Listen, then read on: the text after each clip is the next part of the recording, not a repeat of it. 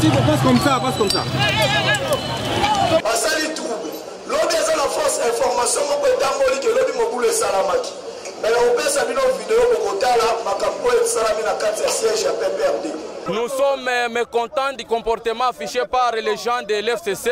Nous n'avons pas signé une coalition pour commencer à nous faire peur. Nous sommes dans la démocratie et ils ont déjà géré le pouvoir pendant 18 ans. Il n'y a personne de l'IDPS qui s'enflammait. Maintenant, aujourd'hui, nous sommes dans notre tour. Nous ne voulons pas encore sentir les gens de l'FCC. Nous n'allons pas encore accepter la coalition. C'est l'IDPS qui va commencer à travailler comme nous sommes au pouvoir. Papier siège à PPRD lobby et pas à Bakatangé. Papier c'est que ma subilo comme akela mwana ndako. Bazozo bakiti, bazobuka, bazozo bakiti, bazopanza na balabala. La police est lobby to kokota makambo te. To boyiba tu babiso. Ma subilo ko nyonso ya PPRD. Na le bezo makambo ko sama sikitu établi de la République. Babuki bakiti nyonso. Bino que non quand ndenge président Lubakajou bakukanga Kabila te et yebanité mais moto ko yeba ngoza Tshisekedi Chilo moto bena comment ben mais lobby asinyakande salo mubena lobate Kabila soki soki yozana kondimate lukaki tenge Yesu ala question spirituelle.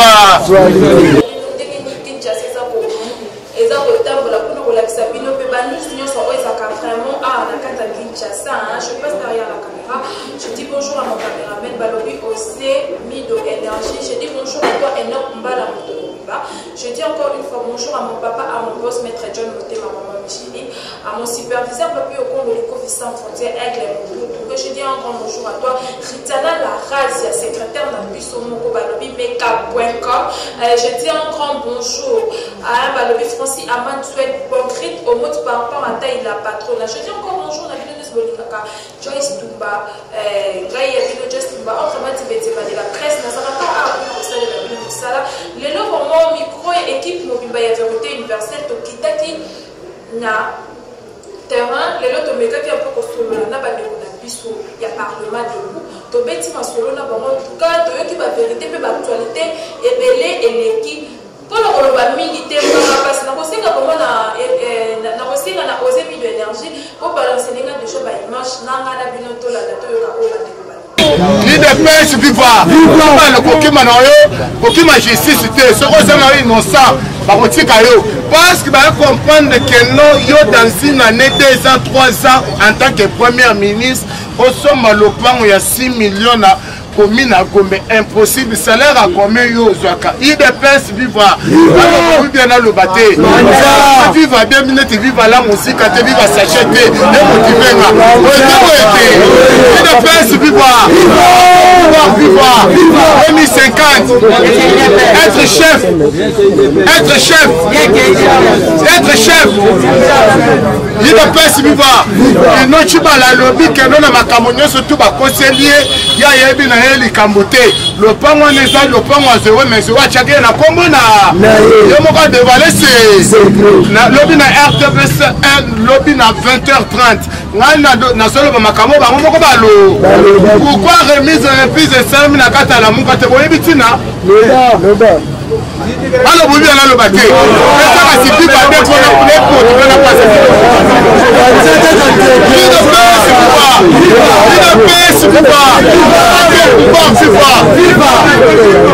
mais qu'on a biso mwana mboka o babenyi Adolphe Muzito a lobby que non ya ko bloquer ma solo wana parce que il faut à remettre un bon on a boité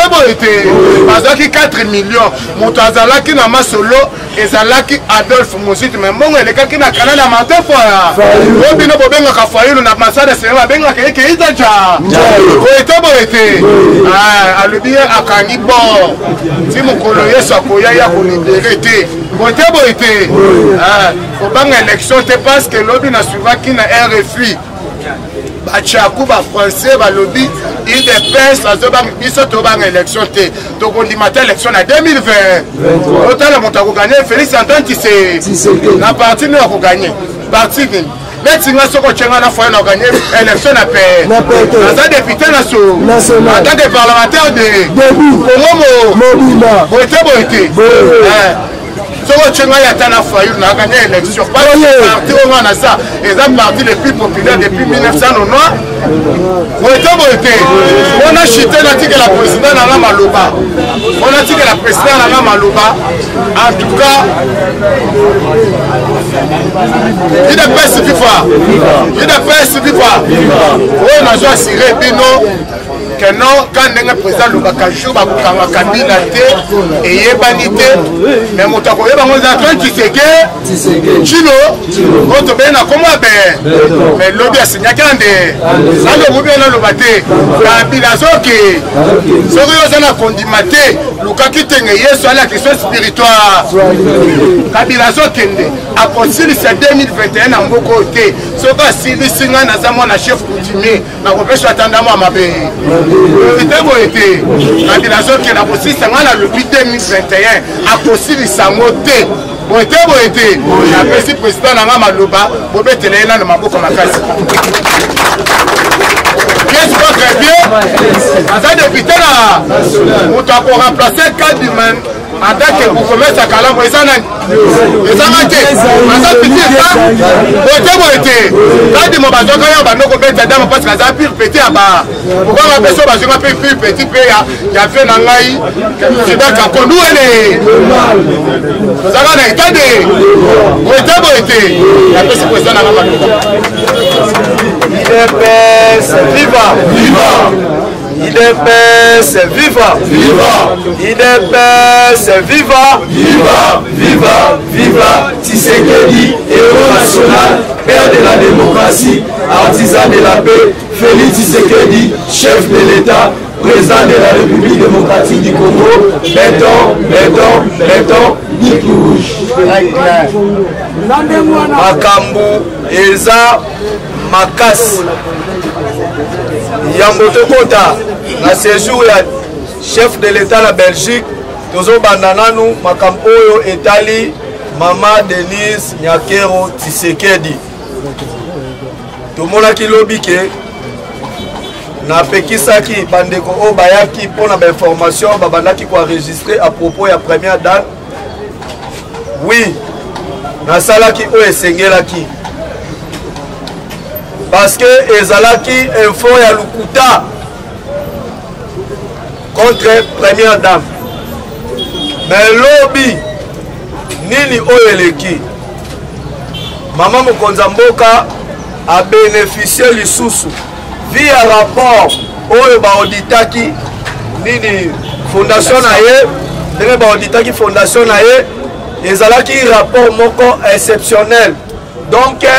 autolobie sans défaut lobby a bénéficié lisusu na contrat mususu pona kosunga ba congolais pe bana classe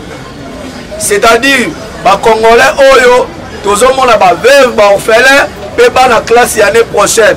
a signé contrat ya makasi na mukolo ya lobby na société oyo tobengi kombo ya Huawei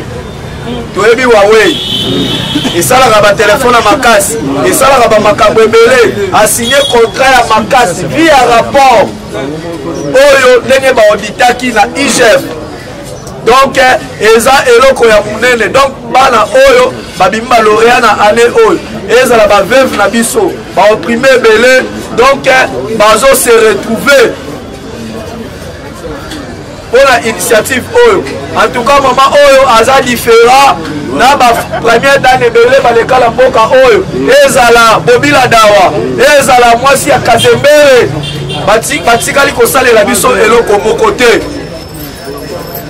en tout cas la ligne na tobetela la maman mokonzi maboko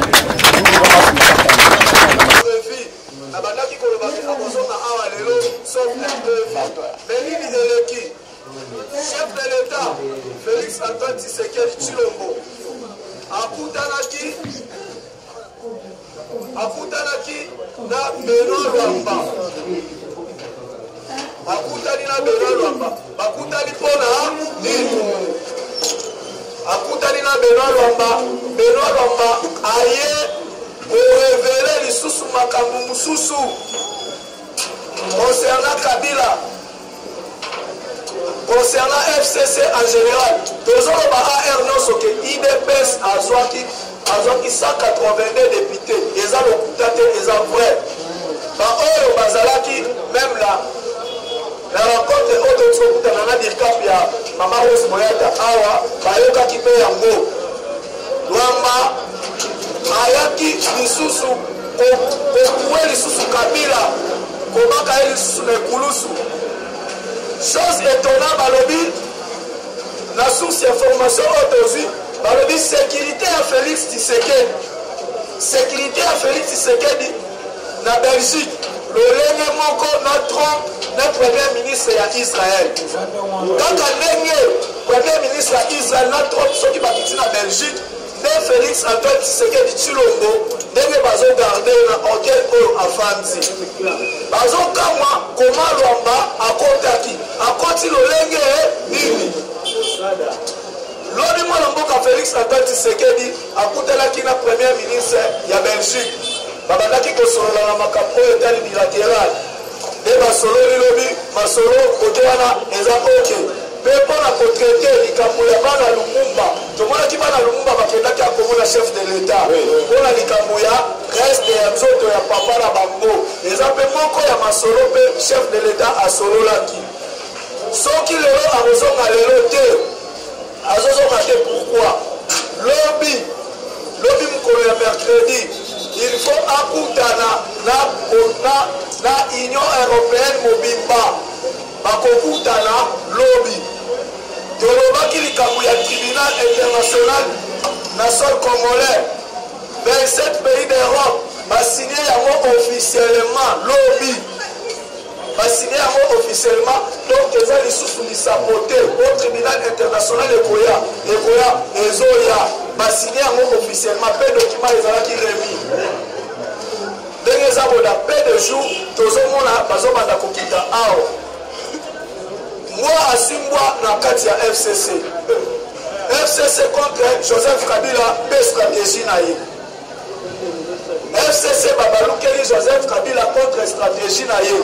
selon FCC balobi na minute oyo bakomi na posa batambola na vision ya Tshisekedi balobi officiellement baza na posa sikoyo batambola na vision ya Félix Antoine Tshisekedi Tshilombo balobi balingi lisusu makambo bakoka jambe te babalukeli Kabila tokoyeba switch na yango ekosuka lolenge nini tongo nalingi na totongola na loboko likolo tokanga na base omoni moto atongoli loboko te seki aza na mangwele te aza na mangwele na loboko oyo akoli kotongola aza na mangwele te yango Keita Diagne azobanga alobi yango ouvertement Martin Fayulu alobi ye mpona ye likambo ya recensement etali ye te alobi yango lobi alobi pas question ya recensement il faut donc ete na l'élection na date oyo eza prévu nde Martin Fayulu alobi na makambo ndekolonga uti koloba aya Gédéon Kyungu tolobaki Congo eza ya bakongolais Congo ekotikala ya bakongolais Kyungu alobi nini Gédéon Kyungu alobi boye bakatakataka bakoti na kataka basali trouble lobi eza na force information moko etamboli ke lobi mobulu esalamaki me na kopesa bino video bokotala makambo oyo esalami na kati ya siège ya PPRD bapie siège ya PPRD lobi epai ya bakatange bapie eza teke bazwi biloko bakelango na ndako bazozwa bakiti bazobuka bazozwa bakiti bazopanza na balabala la police elobi tokokota makambo oyo te toboyi batumba biso bazwi biloko nyonso ya PPRD nalobi eza makambo ekosala zikutu établi de la république babuki bakiti nyonso bapati biloko nyonso badokima nyonso oyo akolinga video nazopesa ye akotala bapati nyonso babuki nyonso balobi tolingi lisusu PPRD na katanga te oyo eza mboka ya Congo eza mboka ya bakongolais tolingi lisusu makambo ya Kabila te nde epuse Kyungu Gédéon alobi bolobi bamiliso bakotaki mkola samedi na mutu batindaki oluka mutu oyo atindaki bango boyebi ye kombo na ye Kabila famille politique na ye nini PPRD bango nde bato baza na nsima ya makambo wana na minute oyo même gouverneur ya Katanga aza na problème sérieux bato ebele bakosotela likambo oyo eza baje ya mike nayebisaki bino boye ke aigle soki amoni tempete akimaka te au contraire esungaka ye mpo amata likolo mpo atala malamu Fati aza aigle Fati aza aigle apumbo likolo mpona kotala bango malamu lobi nayebisaki bino boye likambo ya kokangama ya Kabila eza lisusu lisapote eza vrai tomonaki chef de l'état kokoma na ye roi Philippe ayambi ye après roi Philippe oyo tobengaka nzita Mike Amer akei mpe na Niki Alain bakutani na mokonzi ya mboka kokutana na bango ezalaki nini baye kaka mpona kotya mokoloto mpona kokanga Kabila ndeko azoloba 2021 nga nayebisi bino boye nazoloba nalobi Kabila kosisane oyo te Kabila akosisa ane oyo te omitungisa mpona likambo na ye te omitungisa mpona likambo ya Kabila te oyo nyonso moto alonaka abukaka batyalakise motema malamu nabatela yo nabomba yo yo ozoluka motu na ngai lokola yo ozoluka motu ya Tshisekedi okolakisa eke Tshisekedi tolula bakunda yango wapi ya Kabila bakunda wapi ya Kabila bakunda na Tanzanie beaucoup de pays ya Tshisekedi bakunda awa bevre kinois makila oyo yebi place Tshisekedi abotani te abotani abotani ana donc aza mwana ya funa oyo eza parlement debout ya nini c'est-à-dire parlement debout ya Tshisekedi nalobi likambo ya Kabila ezosila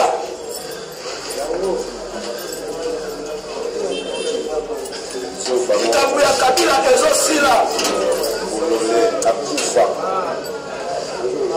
mpe bozoki ya mokonzi ya mboka lobi si vendredi chef de l'état akozala awa mpona nini au conseil des ministres il faut azala donc akoleka te lobi soki lobi akokutana na bato ya union européenne nakokutana na bango lobi lelo azokutana na Louis Michel azokutana na Louis Michel bato basala Kabila mpo bapesaka Kabila pouvoir soki Kabila lelo boyebi ese Louis Michel ye moto ayebisaka na bakiumu bopesa ye kombo nde bakiumu bapesaka ye kombo bosala ye ndeko na bino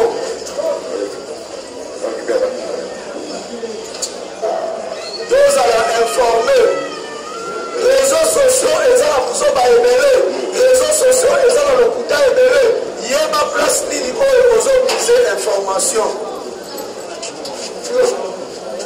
yeba place nini oyo ozomise information lelo na likolo ya mingi te mpo eza kolo oyo nga na botama lelo eza mokolo na botama na likolo na bien na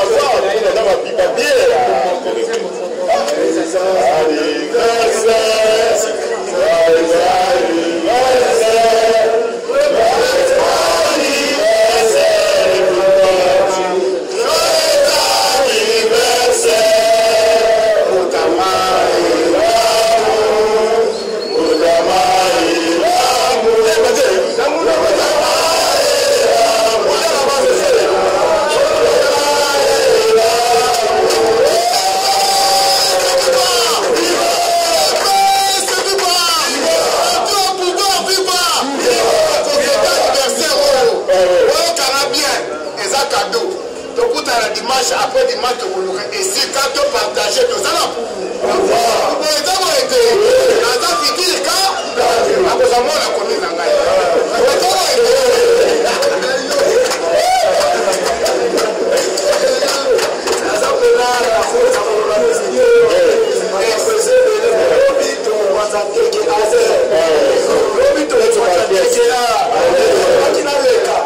Robito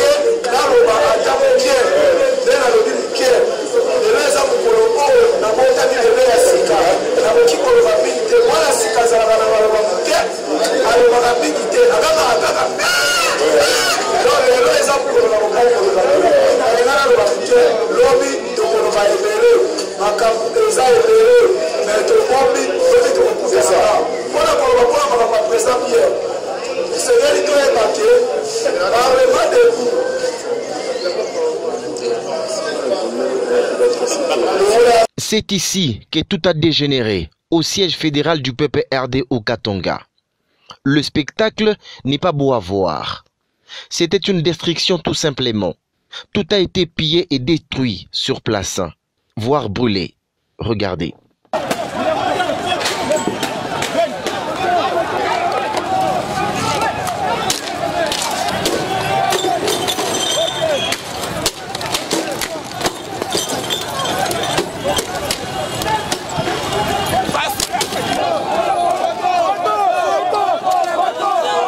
Ici, c'était une autre revendication. Il s'exprime. Nous sommes mécontents du comportement affiché par les gens de l'FCC.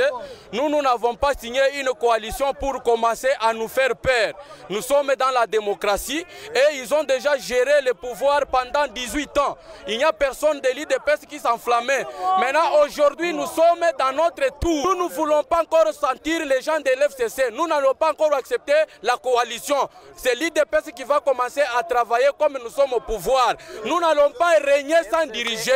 Aujourd'hui, on prend le pouvoir de commencer à diriger. L'FCC, c'est une mauvaise femme qu'on avait épousée. Dans ces désordres, le policier sur cette moto, oublié par le sien, a failli être brûlé vif. C'est donc ces motards qu'il a sauvé la vie. Heureusement pour lui, il était là et au bon moment. Ces événements se sont déroulés pendant plus ou moins 3 heures du temps, paralysant ainsi toutes les activités. Toutes les avenues étaient désertées, comme vous pouvez les constater. C'est donc en espace de 3 mois seulement que le siège du PPRD est saccagé et pillé. La première fois, c'était au mois de mars dernier, lors des élections des gouverneurs, remportées par Jacques Kaboula. Nous sommes sur l'avenue du 30 juin où se trouve le siège provincial du PPRD au niveau du croisement Kimbango du 30 juin. Vous l'avez constaté, la population réclame donc les divorces entre le FCC et le cash. Ils n'en veulent plus. Les désordres est immense. Vous pouvez les constater. C'est les policiers et la population qui veut à tout prix accéder dans l'enceinte même du siège provincial du PPRD, les partis de l'ancien président Joseph Kabila Kabangé. Nous avons assisté à une scène incommensurable. Il y a de canons qui ont retenti ici sur place. Alors la police essaye ici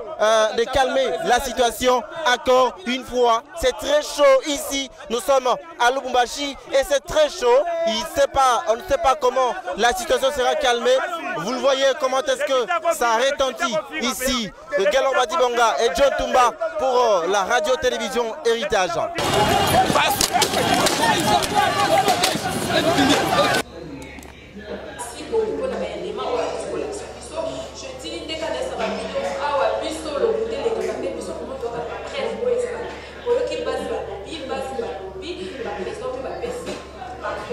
Par rapport à ces produits et la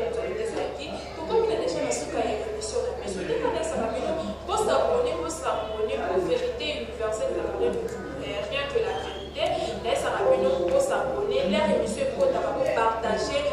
pour